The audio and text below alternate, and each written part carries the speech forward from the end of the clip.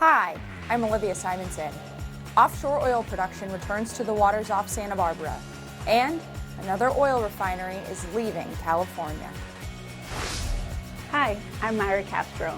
75,000 homes all link up to create a virtual power plant, and California's clean energy surge hangs in the balance as political battles heat up. All these stories and more coming up on this edition of PowerON.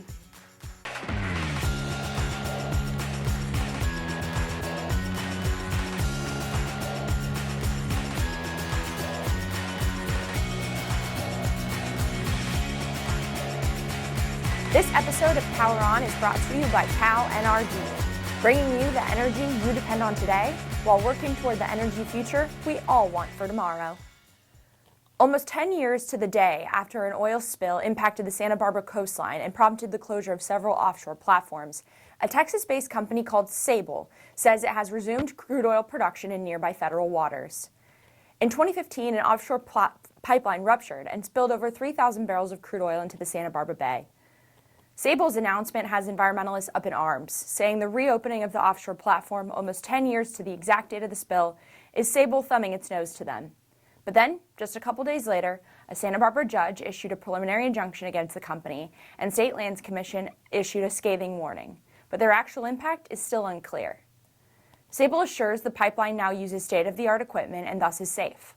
Plus, the former Exxon platforms hold the potential to provide the Golden State with much-needed in-state production. Interestingly, it's a little-known fact that those black, gooey gobs we see on the beach today have been there for over 1 million years. Geologically, those are known as a seep. A seep is where oil is so plentiful it rises to the surface and pools on its own. There's also another little-known fact that when production resumes offshore, those natural seeps we see on the beach go down due to a reduction in pressure on the oil reservoir. Well, that's at least one positive. And speaking of going down, let's hope Sable's pipeline never does that as well. The world is changing, and so is our energy needs. We're proud to be your local energy company leading the way to the green energy future we all desire. We are Cal Energy.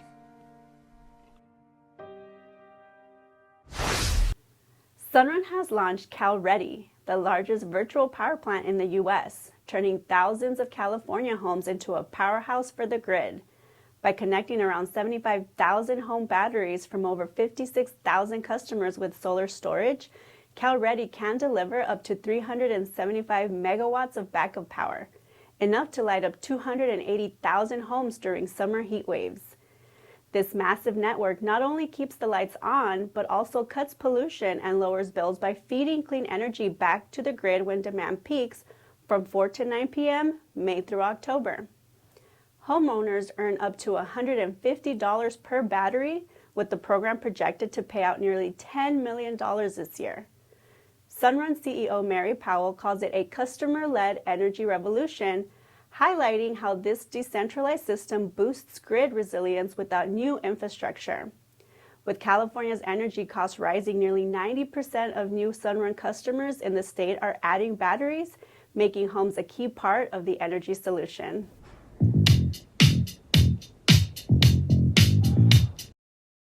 Who knew that Freddie Mercury of Queen would one day be thought of as a California energy prognosticator?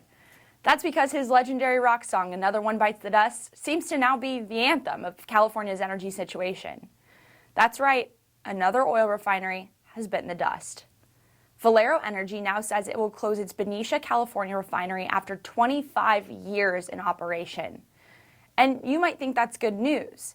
And it is if you think California, the fourth largest economy in the world, can run on unicorns and rainbows.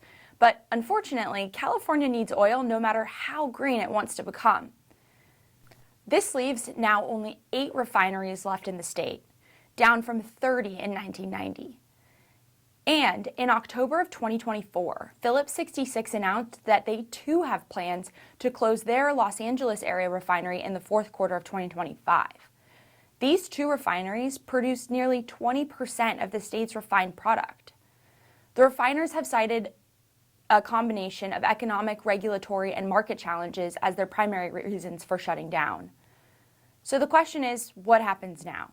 Well, more refined fuels will need to be imported to the Golden State from overseas, and you can expect to pay even more at the pump as a result, because it's simple supply and demand. But what's the solution? A shift in the current over-the-top regulations that stifle local oil production will instead need to encourage in-state production and refinery operations to assure a reliable supply of fuels in the Golden State. These changes in attitude will lessen our dependence on foreign oil and bring jobs and tax revenue back to the California economy. But we're wanting to hear your thoughts. Leave us a comment.